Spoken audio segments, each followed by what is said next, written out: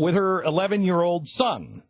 Her 11-year-old son, they live together in this home. You should know that Shonda has Crohn's disease. If you know anything about Crohn's disease, it's extraordinarily painful. It's an awful disease. Anyway, the police show up at her house, and they say, will you let us do a search of your house? And she's like, no, you're not going to do a search of my house. And then they tell her, well, then you can't go back into your house because there's evidence in your house, and you'll destroy it. And she's like, what are you talking about? Department of Family, Children and Family is here, and we're worried about the safety of your kids. What's wrong with my kids? Nothing. They're fine. They're at school, but you have to stay out of the house now. Well, you don't have a search warrant. We're getting one. 3.5 hours later, she's waiting on her porch with police and Department of Children and Families. She's waiting on the porch for 3.5 hours. They get the search warrant. They search her house. They find that she has 2 ounces of medicinal cannabis oil. She obtained it legally. It's for her Crohn's disease. Kansas, you don't have the right to have marijuana. She lived in Colorado. Does cannabis oil qualify as marijuana? I don't know. I don't either. I don't know. Okay, but she obtained it legally, and she needed it for her. She's not giving it to her son, and she's taking it for her Crohn's disease. Okay. So where did this complaint come from? Banda's 11-year-old son was at school, and they were having a debate about medical marijuana. And he had argued in favor of marijuana at an anti-drug presentation. The school decided that they should call the state child protection agency, and that's all they had. That's it. So five police officers and CPS show up. There's more. Temporary custody has already been granted her ex. She's lost her children, and she could lose them permanently. No criminal charges have been filed. Oh, my God. Holy crap. This is a bad one. Really bad. I mean, so did the kids say, look, I think it's safe. My mom uses it. Is that the type of thing they took? Doesn't really say what he says. He just defended it. He just defended matter. marijuana. He's using his First Amendment to speak out, and the frickin' spies at the school decide that my kid is in trouble because they're with that person. Oh, my gosh. I mean, especially when in a situation where you're encouraging the child to make his best arguments in favor of a mythical argument you're requiring him to be part of. Well, let's just say it's an anti-drug presentation. Let's just say that let's just say he was sitting in the bleachers and he was like, pot's dope. Let's just say he's saying that. Right. Even if he said don't call the Department of Children and Families. Even if he said pot's dope, my mom has some at home. Does that allow? No, you call. Here's what happens. Even at that you point. call the mom. You call the mom and say, "Hey, mom, your son was screaming pot's dope, and mom smokes it all the time." And you have an adult conversation. You have an actual human being to human being conversation. And then if you're like, you know what, I think this lady's a drug lord. Then you call. It's pretty bad because CPS or DCF or whatever they call it in Kansas has almost unlimited power. Once they're involved, there's almost nothing you can do. You're almost powerless against them. I'm about to go all libertarian. You're about to go all libertarian up in here? What's up, Mike Racka? I'm about to go all libertarian. I am about to cross the Rubicon on this. Legalize marijuana. Legalize it.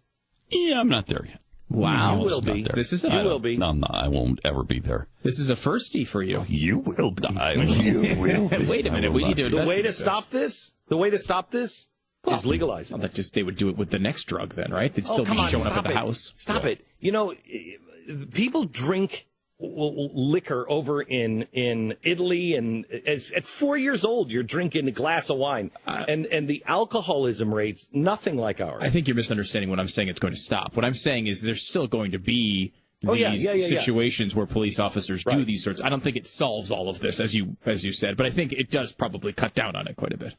right? I mean, I might encourage other things. I think the problem here is not whether marijuana is legal. I think the problem here is the oppressive agency of CPS or DCF. I agree with that. But however, some police agencies that get out of control, right, and become all authoritarian on you for no apparent reason. Do you know why?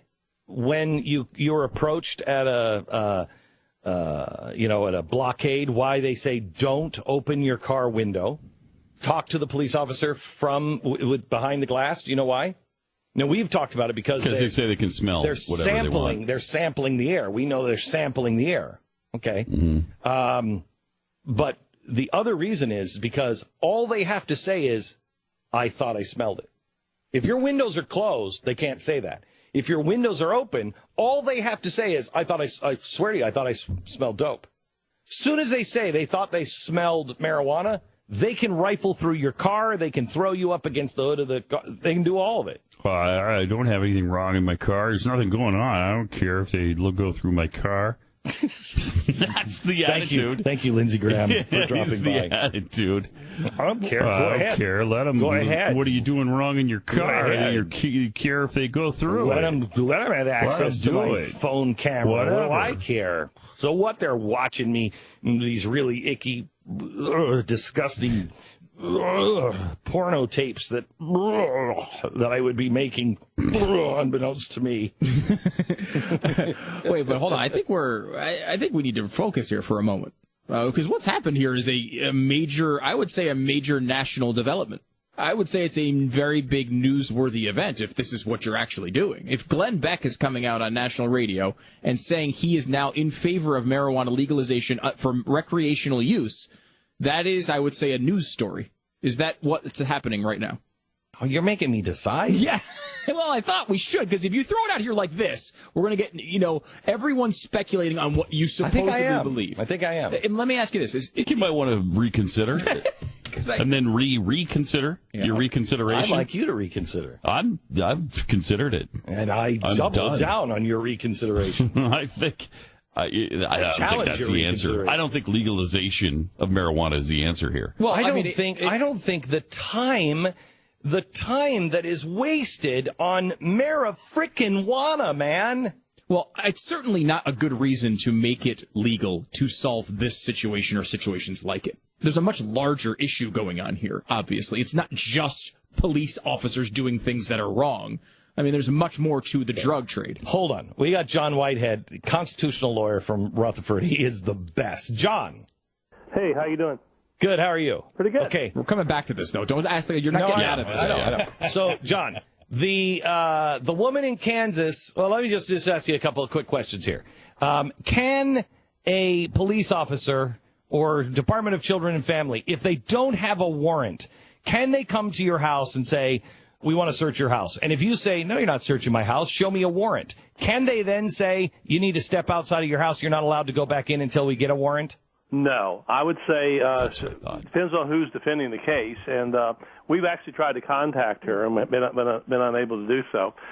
No, the Fourth Amendment requires that you have to have some kind of specific evidence of criminal activity. That's called probable cause. And the Fourth Amendment is the key to our Constitution. It prevents police-state activity like this. So, John, is a report, they say they had a report that something was wrong in the house. Well, is that enough to keep you out of your house? The Supreme Court just ruled you have to have specific reasons to move in terms of probable cause. It just ruled that a couple of days ago. So there is precedent out there saying that you're not supposed to be doing these things. If so, then everything the Founding Fathers gave us. I mean, James Otis, the great colonial lawyer, I have a quote in my new book, Battlefield America, where he says, here's what the British are doing. They're crashing down doors. They're coming into our houses. They're throwing us on the floor and those kind. That's an actual quote. When I read it, I said, oh, my God, he's talking about SWAT team raids and what the police are doing today. But these are happening routinely. There's 80,000 of these kind of weird raids happening across the country annually now.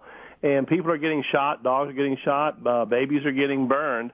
So the only way you prevent that is for the police to follow the Fourth Amendment. In other words, they need to go get a warrant. What the Fourth Amendment says is if you have a reason to believe someone's committing a crime and there's not an emergency, in other words, someone's not holding a gun to someone's head, you go to a judge, you argue your case, you get a warrant. Is there an argument, though, from the police's perspective to say, because this is what they seemingly said in this situation, which is if we let you go in there and you have all these illegal drugs, before we have the warrant, you're going to flush them all down the toilet and there's going to be no evidence. Sucks to be you, doesn't it, officer? Well, that would mean that anybody charged with anything, they order you out of your house and do that. If that happens, then you might as well take the Fourth Amendment, the Constitution, and throw it away. Oh, you hadn't heard? So we did that. Yeah, we've already done that, John. We've already done that. Yeah, I have friends who used to say that the Fourth Amendment's on life support. These are constitutional lawyers now are saying it's dead. But here's the thing. When you have a kid mention something at school, is that enough to go drag a parent out of the home? What if a kid says, way. Hey, what if he said, hey, and he's just joking, the other night my dad just hit my mom upside the head and she enjoyed it. Is that enough for the police to go to someone, order them out of their home, and go in and search their home? No, but they would. They say all sorts of crazy stuff. They would do it. Because they would do it. The courts overall have given them the go-ahead, and once this happens, they're going to do these kind of things. I mean, this is the case that should go all the way to the Supreme Court, and the Supreme Court just say, no way, because if they allow this to happen, and I will say the other thing, it's the end of private property. Who owns that home? Is it the police or is it her? Exactly. Well, when she said, when they were on the guys, beat it. When they were on the get off my property. They were on the front lawn and in the backyard, and she said, "You can't be in my backyard. Get out of my backyard. You don't have a warrant yet." My yard, yeah. Right. They shouldn't even be on her property unless there's some kind of danger or they have a warrant. Or they could see, or if you could see something in plain view, you could go on, right? Reason that's called probable cause. She should be able to order them off the property, and they'd have to go. About medical cannabis or whatever. Crazy. Unbelievable. It's crazy. If that's probable cause, ladies and gentlemen, then we do live in a police state. I'm arguing that we do live in a police state. And if we put up with this kind of stuff, I would say the citizens of that town should have their picket signs. They should be down at City Hall saying, get the police out of our homes. John, can we ask you to hold over to the top of the hour? Because I'd love to talk to you about your book, Battlefield America, The War on the American People. Or should we schedule another time for you? Do you have time today? Yeah. You mean in just a few minutes? Yeah. Sure, I'll hang on.